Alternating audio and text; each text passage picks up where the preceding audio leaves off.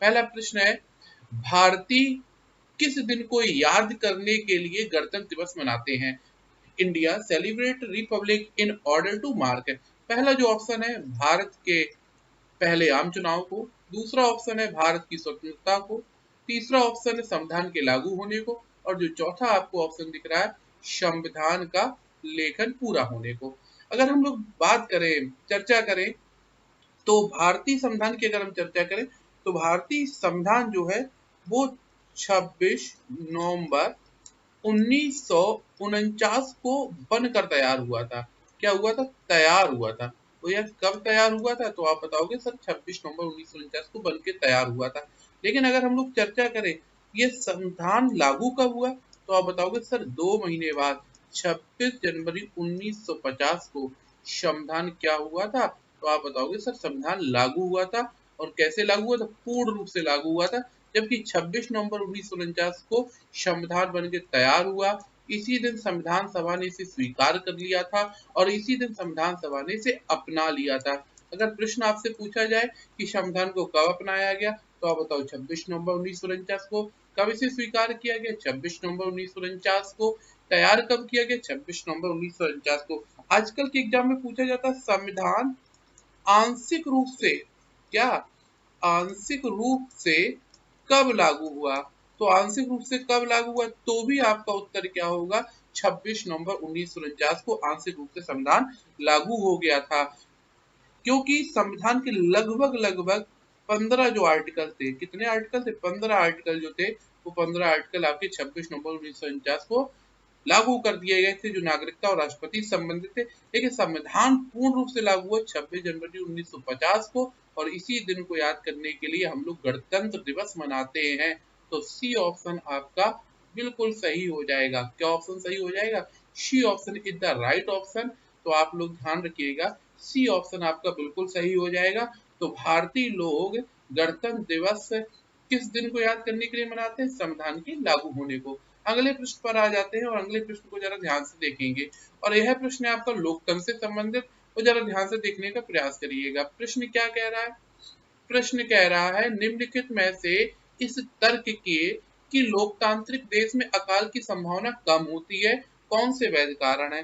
बेटा लोकतांत्रिक देश की अगर चर्चा करें तो लोकतांत्रिक देश वह देश होता है, लोकतांत्रिक शासन प्रणाली वह शासन प्रणाली होती है जहां पर जनता जो होती है वह सरकार बनाती है। जनता क्या करेगी? वोट करेगी, मतदान करेगी, और जब वह मतदान करेगी तो उसी मतदान से वह सरकार का चुनाव करेगी। किसका चुनाव करेगी? वह सरकार का चुनाव करेगी। और वह सरकार का चुनाव करेगी, सरकार का चुनाव कौन करती है? जनता। और जब सरकार का चुनाव जनता करेगी तो निश्चित रूप से आप समझिएगा, तो जनता ने क्या किया? मतदान किया, और उससे सरकार जनता ने बनाई। तो वह शासन प्रणाली जहां जनता अपने हित के लिए सरकार को चुनती है वह शासन प्रणाली लोकतंत्र कहलाती है। तो वास्तव में अगर हम लोग चर्चा करें तो आपको पता चलेगा लोगों की शासन प्रणाली को ही लोकतंत्र कहते हैं। ये बात आप लोग समझ गए। और लोकतंत्र में वोट देने का अधिकार प्राप्त होता है, सार्वभौमिक वयस्क मताधिकार जिसे बोलते हैं। तो आप समझिए सार्वभौमिक वयस्क मताधिकार क्या है? जो 18 वर्ष की आयु पूरी कर चुके हैं और जिनका मतदान सूची में नाम दर्ज है, अथवा इलेक्शन कमीशन की जो सूची है, मतदाता सूची, उसमें नाम दर्ज है, वो सभी लोग मतदान कर सकते हैं। तो सार्वभौमिक वयस्क मताधिकार कहलाता है। लोकतांत्रिक देश में सार्वभौमिक वयस्क मताधिकार होता है। तो प्रश्न पर आ जाते हैं और प्रश्न को जरा ध्यान से देखते हैं। प्रश्न क्या कह रहा है? प्रश्न कह रहा है निम्नलिखित में से इस तर्क के कि लोकतांत्रिक देश में अकाल की संभावना कौन से वैध कारण है? पहला कारण क्या कह रहा है? लोग अपनी आस्था का पालन करने के लिए स्वतंत्र हैं। दूसरा कारण कह रहा है सरकार अगले चुनाव में हार के भय से सीट प्रतिक्रिया प्रतिक्रिया देगी।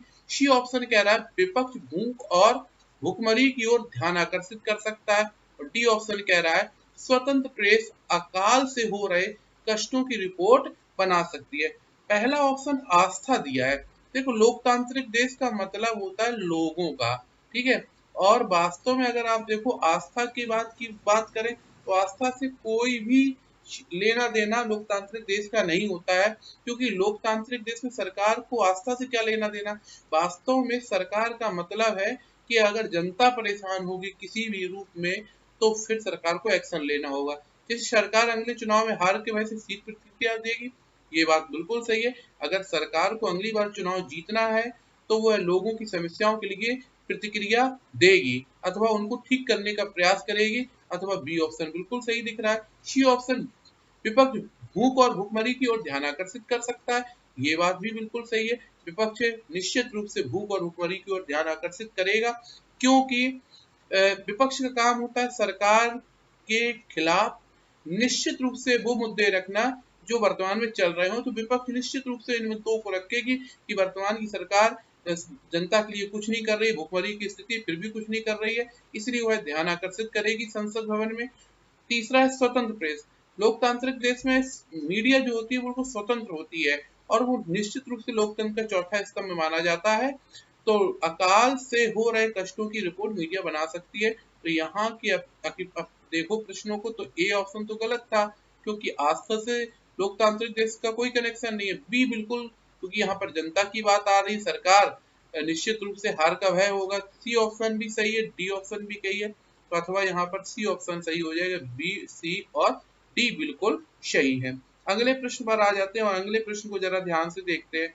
अगला प्रश्न क्या है? अगला प्रश्न कह रहा है हिंदू उत्तराधिकार अधिनियम वर्ष 2005 में हुए बदलाव महिलाओं के लिए किस तरह लाभान्वित करेगा। बोल रहा है in what way the amendment the Hindu section act in the year 2005 benefits women. बोल रहा हिंदू उत्तराधिकार अधिनियम में वर्ष 2005 में हुए बदलाव महिलाओं को किस तरह से लाभान्वित करेगा। तो बेटा ध्यान से समझो, हिंदू उत्तराधिकार अधिनियम जो 2005 आया था, कब कौन सा आया था? 2005 का जो हिंदू उत्तराधिकार अधिनियम आया था, इस अधिनियम से अगर आप देखने का प्रयास करें तो वास्तव में इस अधिनियम में कहा गया है कि जो पिता की प्रॉपर्टी होती है, पिता की क्या होती है? संपत्ति होती है, उस संपत्ति में पुत्र और पुत्री, कौन? पुत्र और पुत्री दोनों को बराबर हिस्सा मिलेगा। तो यहाँ पर पहला ऑप्शन क्या है? यह महिलाओं को माता पिता की संपत्ति में बराबर का हिस्सा दिलाती है। ये ऑप्शन आपका बिल्कुल सही है। तो क्योंकि दूसरा ऑप्शन क्या क्या, पुत्रों की तुलना में पुत्रियों को अधिक संपत्ति मिलेगी, नहीं, बराबर मिलेगी। सी ऑप्शन क्या कह रहा था? यह सारी संपत्ति पुत्रियों के नाम हस्तांतरित करेगा, नहीं, पुत्र और पुत्रियों दोनों को यहाँ पर मिलेगा। पारिवारिक संपत्ति बंटवारे में पुत्रियों को पुत्रों के ऊपर प्राथमिकता है, नहीं, बराबर की प्राथमिकता है। इसलिए आपका जो ऑप्शन था वो ए बिल्कुल सही है। इसी तरीके से आपके एग्जाम जो झारखंड सहायक आचार्य का आपका जो एग्जाम है उसमें इसी तरीके के प्रश्न आपके एनसीईआरटी बेस्ड रहने वाले हैं, क्योंकि आजकल सभी एग्जाम में इसी तरीके के प्रश्न पूछे जा रहे हैं।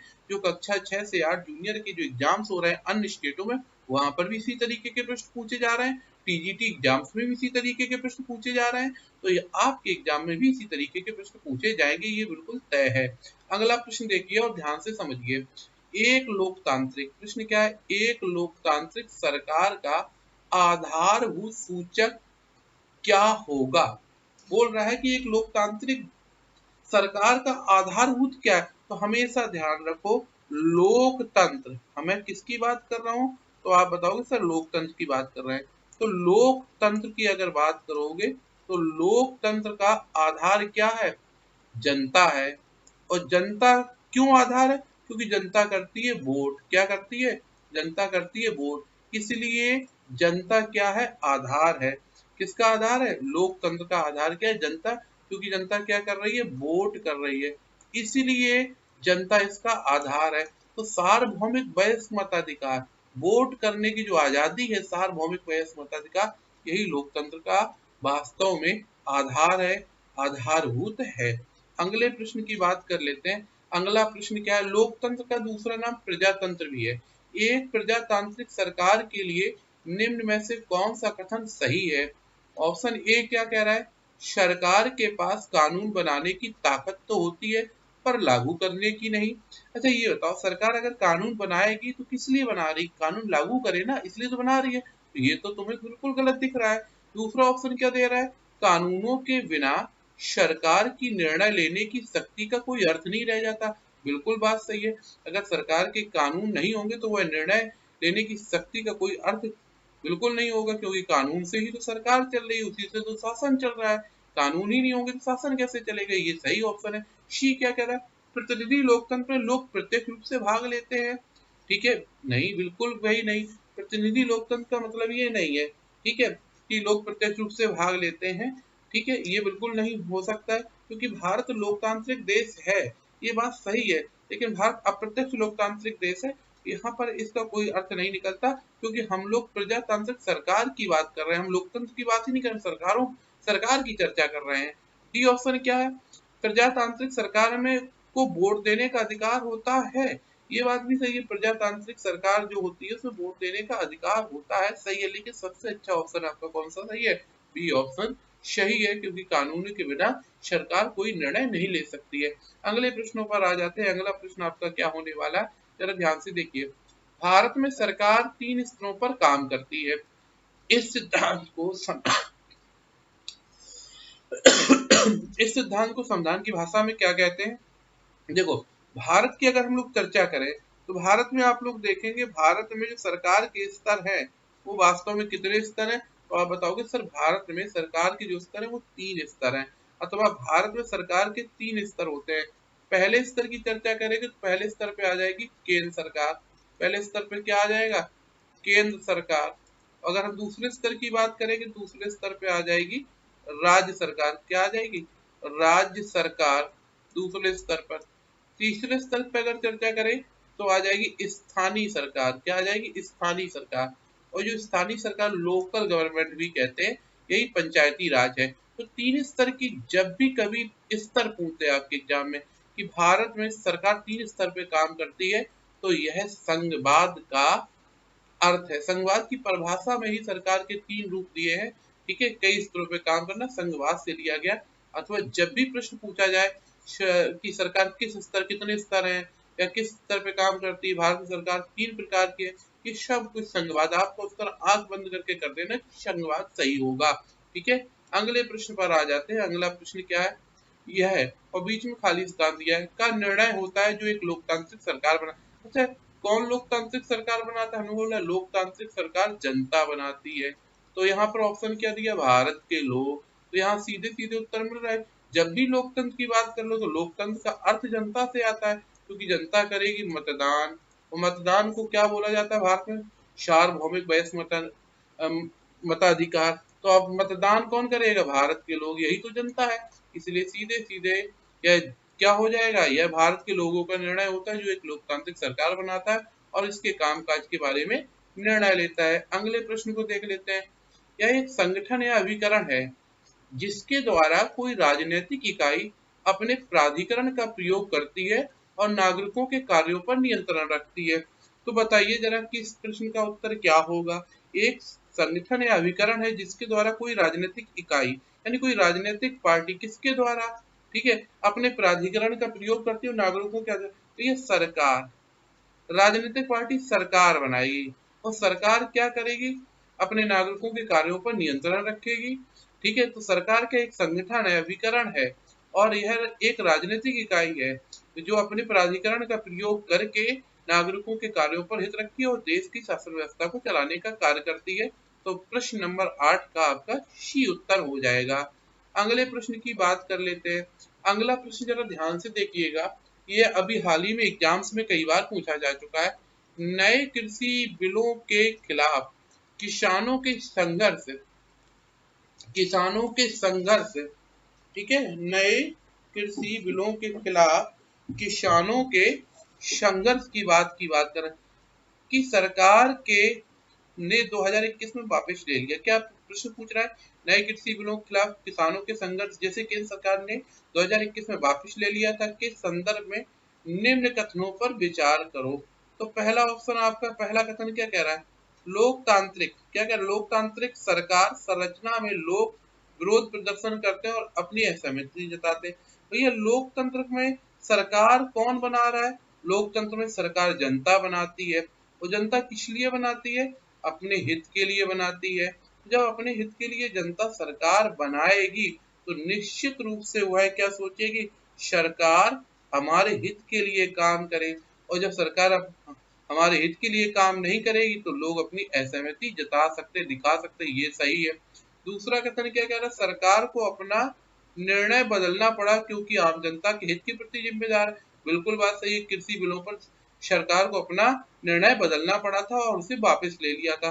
दोनों ऑप्शन आपके सही है, तो ए बी दोनों सही है, ये बिल्कुल सही हो जाएगा।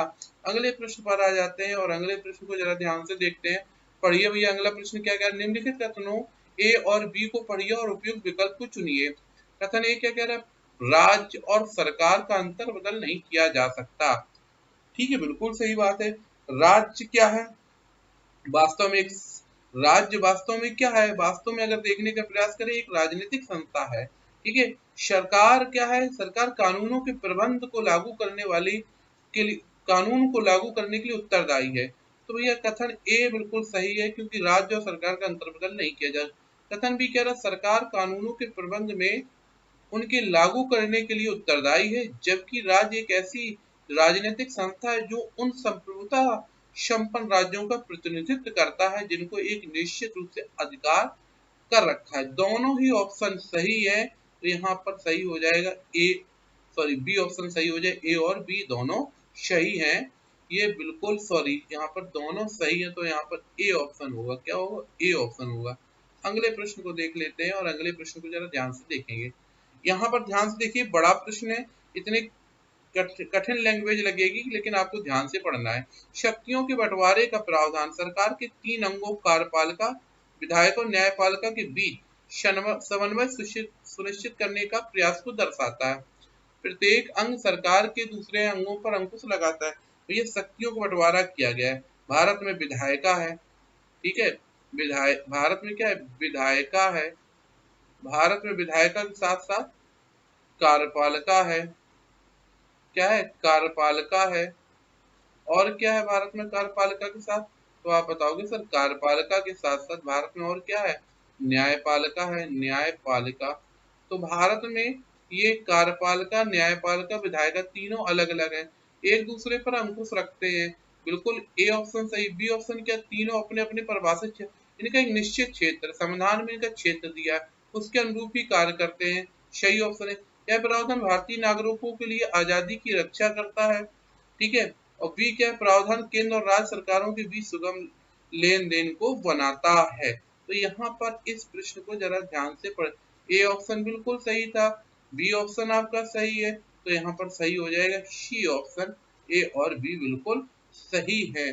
अगले प्रश्न पर आ जाते हैं। अगला प्रश्न आपका क्या है, सरकार के तीनों अंग भिन्न भिन्न अधिकारों का पालन करते हैं, यह कहलाता है। तो आपको पता है भैया ये क्या कहलाएगा, शक्तियों का विभाजन, शक्तियों का बंटवारा कहलाएगा, ठीक है, शक्तियों का बंटवारा कहलाएगा। इस बात को ध्यान रखना है क्योंकि भिन्न भिन्न अधिकारों की बात कर रहे हैं, अधिकार क्षेत्र अलग अलग है, तो शक्तियों का बंटवारा भी हाल ही पिछली स्लाइड में आपको पढ़ाया था। अगला प्रश्न क्या कह रहा है, निम्नलिखित में से कौन से जोड़े का सही रूप से मिलान हो रहा है। ऑप्शन ए कह रहा है महिलाओं के संपत्ति का अधिकार, हिंदू उत्तराधिकार अधिनियम 2005, अभी बताया था आपको कि हिंदू उत्तराधिकार अधिनियम 2005 में आया था, जिसमें कहा गया था कि पुत्री और पुत्रों को जमीन पर बराबर हिस्सा मिलता।